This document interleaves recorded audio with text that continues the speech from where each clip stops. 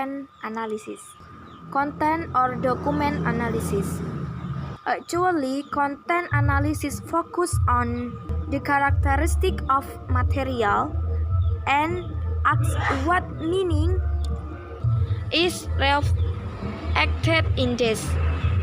Content or document analysis is a research method applied to written or visual material for the purpose of identifying specific characteristic of the material. Jadi maksudnya di sini analisis konten ini lebih fokus pada karakteristiknya, terutama karakteristik materi, dan menanyakan apa makna yang tercermin di dalamnya.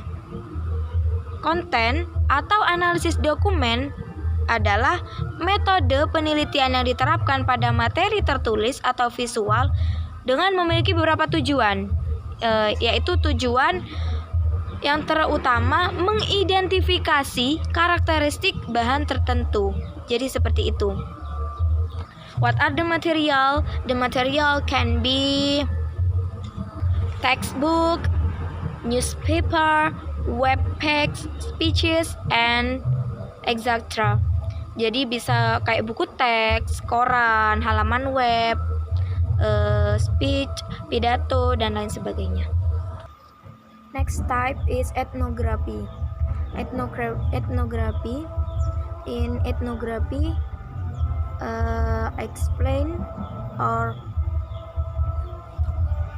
ethnography is the independent study of naturally occurring behavior within a culture or entire social group. It seeks to understand the relationship between culture and behavior, with culture referring to the shared belief, values, concept, practice, and attitude of a specific group of people. Jadi dalam etnografi ini kita penelitian yang mana di dalamnya studi tentang perilaku yang terjadi pada manusia dan itu dialami oleh manusia dalam budaya atau sebuah kelompok sosial.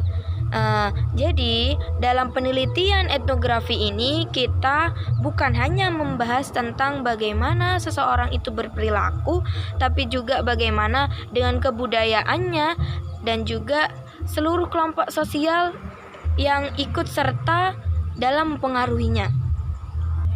Nah, etnografi ini biasanya terjadi dan dilakukan di lapangan secara langsung. Seperti itu. Okay, next type is grounded theory studies. This research approach focus on gathering data about people experience in a particular context and then inductively building a theory from the bottom up. So, jadi dalam teori ini fokus pada pengumpulan data tentang orang-orang pada konteks tertentu. Nah, kemudian dari konteks itu tadi membangun sebuah teori yang mana dari bawah ke atas. Seperti itu. So the conclusion about grounded theory studies, the essence of the grounded theory approach is the development of a theory is closely related to the context of the event studied. Jadi inti dari penelitian ini adalah pengembangan suatu teori yang berhubungan erat kepada konteks peristiwa yang sedang dipelajari, seperti itu. Historical studies.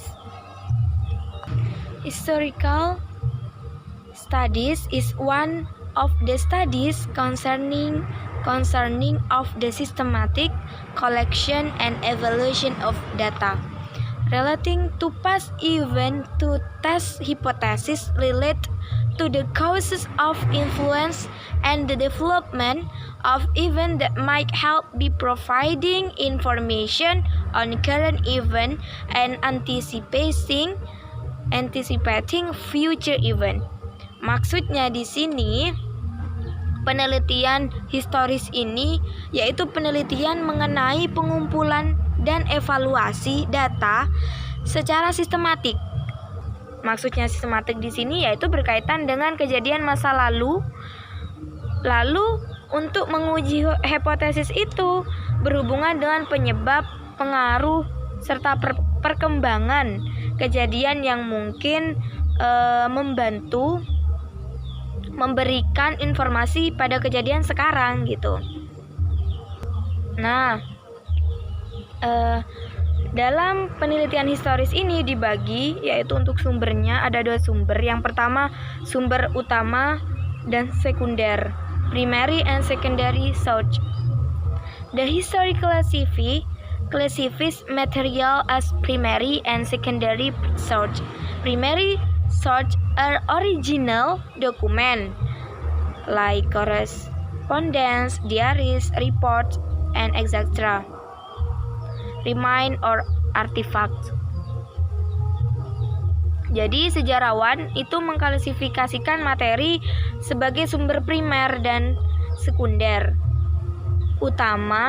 Sumber utamanya adalah dokumen asli seperti korespondensi, buku harian, laporan, dan lain-lain. And the second is external and internal critics. Jadi di sini itu ada kritik eksternal dan juga ada internal.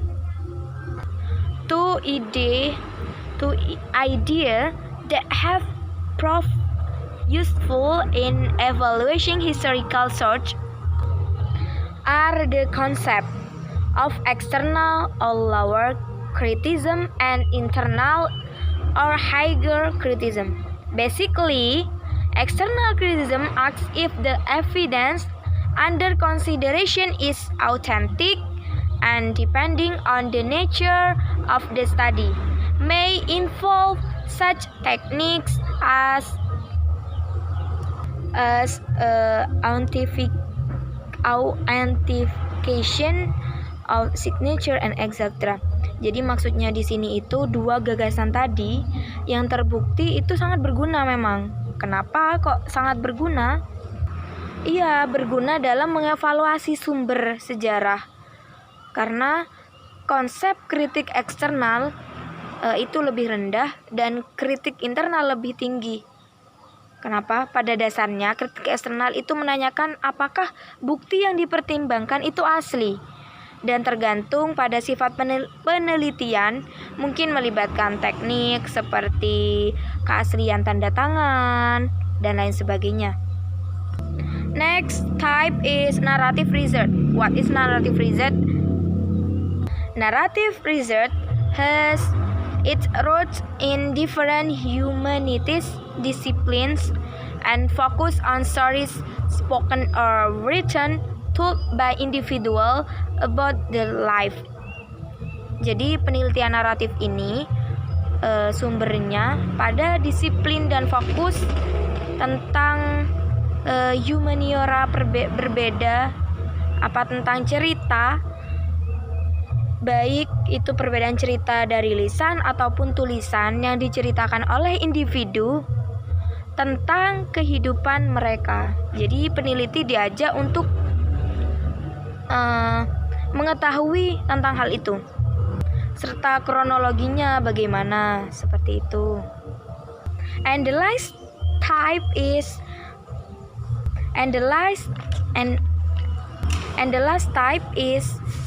phenomenological research.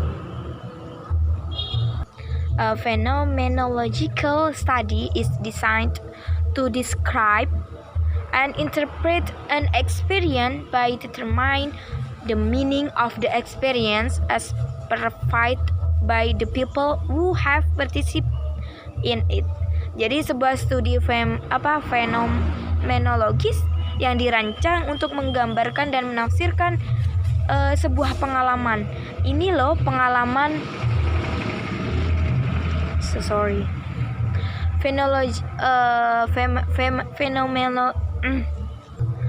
ini loh pengalaman seseorang seperti ini, dan ini maknanya. Jadi kayak gitu. Dalam penelitian ini kita meneliti seperti itu, dengan cara menggambarkan dan menafsirkan makna pengalaman sebagaimana yang dirasakan orang yang telah berpartisipasi dalam penelitian kita. Jadi seperti itu. So, kompleksnya berarti pada realitas. Kalau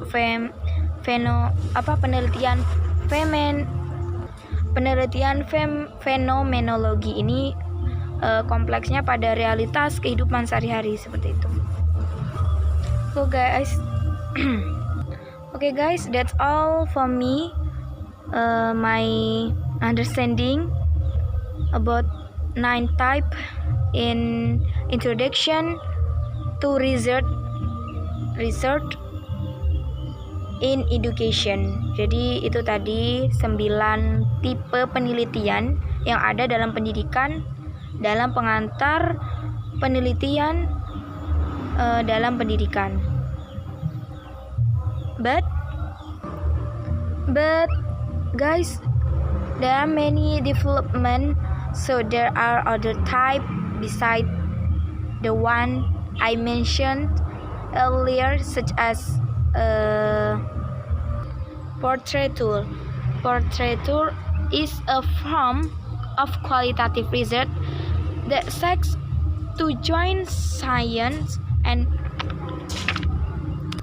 portrait is a form of qualitative research that seeks to join science and art in an attempt to describe complex human experience within an organization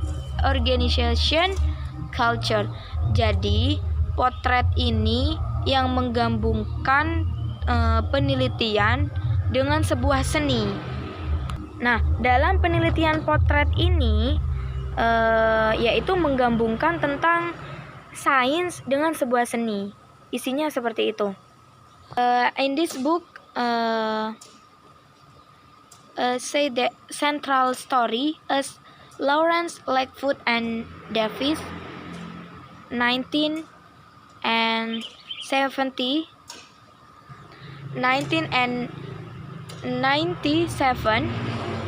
explain that portraiture is a method framed by the tradition and values of the phenomenological. Jadi kayak gitu. Ya bukan hanya menggabungkan tentang sains dengan seni saja, tapi dari ceritanya Davis itu menyebutkan dalam buku ini bahwa potret itu sebuah penelitian atau metode yang dibingkai oleh tradisi dan nilai-nilai fenomenologis kayak gitu. And next type is critical. Next type is critical research to empower change through examining and critiquing assumption. Question focus on power relationship and the influence of race, class, and gender. Jadi, penelitian kritis ini berusaha untuk memberdayakan perubahan melalui pemeriksaan dan kritik dan asumsi kritik seperti itu. Jadi melalui asumsi kritik itu tadi, pertanyaannya itu fokus pada hubungan kekuasaan, pengaruh ras, kelas, jenis kelamin, gender, dan lain sebagainya seperti itu. Dan maksud dan tujuan dari penelitian ini untuk mengetahui bagaimana pengaruh gender atau jenis kelamin. Bukan hanya itu saja, dalam penelitian kualitatif juga untuk menantang atau mengkritiki suatu status seperti itu. Oke, alhamdulillah, maybe that's all from me, guys. I hope that you more understand about the type of qualitative research from book Introduction to Research in Education. Terutama kita sebagai calon pendidik, kita harus tahu bagaimana tipe-tipenya nanti, sehingga kita bisa ketika melakukan penelitian kita paham dan kita menerapkannya. Mungkin cukup sekian yang bisa saya sampaikan. Kurangnya datang dari saya, lebihnya dari Allah Subhanahu wa taala. Oke. See you on the next video.